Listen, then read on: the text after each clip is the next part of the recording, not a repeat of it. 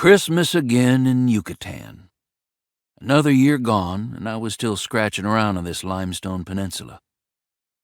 I woke at 8, late for me, wondering where I might find something to eat. Once again, there'd been no scramble among the hostesses of Merida to see who could get me for Christmas dinner. Would the Astro Cafe be open? The Casina Economica? The Express? I couldn't remember from one holiday to the next about these things. A wasp I saw was building a nest under my windowsill. It was a gray blossom on a stem. Go off for a few days and nature starts creeping back into your little clearing. I bathed and dressed and went downstairs to the lobby. Frau Kobold hadn't opened her door yet. She had a room on the ground floor, and by this time she was usually sitting in her doorway. She parked there in her high-back wickerwork wheelchair and read paperback mysteries and watched the comings and goings. Fausto himself was at the desk. Beatrice, poor girl, finally had a day off. Fausto saw me but kept his head down, pretending to be absorbed in some billing calculation. "Well, Fausto, I'm back. Feliz Navidad." "Dias," he muttered. He was annoyed with me because I'd paid him 2 months' rent some weeks back. Now he had spent the money and I was staying free in his hotel, or so he viewed it. He disliked these anticipo payments. Much better that I should get behind in rent, like everybody else, and be beholden to him. I'd arrived in the night, too late to check my mail, and he handed me a letter and a long note in a flash of fingernails. Not otherwise odd in appearance, Fausto made a show of his high-gloss nails.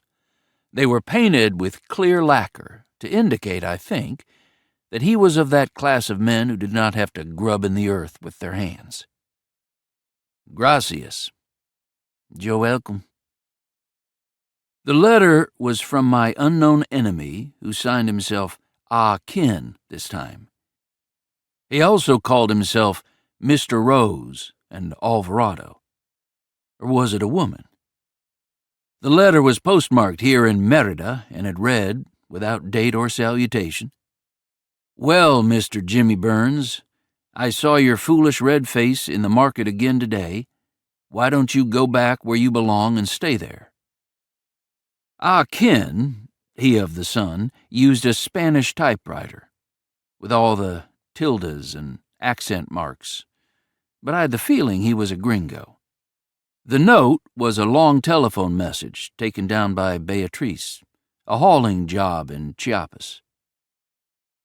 I went outside and smoked a cigarette, looking this way and that, the very picture of an American idler in Mexico, right down to the grass-green golfing trousers.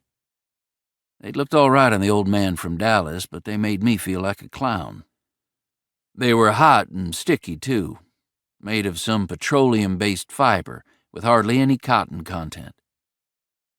The town was quiet, no street cries, very little traffic. Christmas is subdued in Merida. Easter's the big festival, Holy Week, when all the fasting and penances come to an end.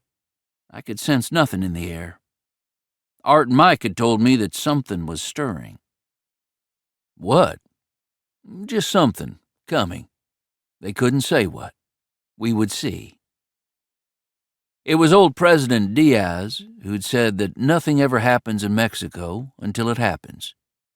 Things rock along from day to day, and then all at once you're caught up in a rush of unforeseen events.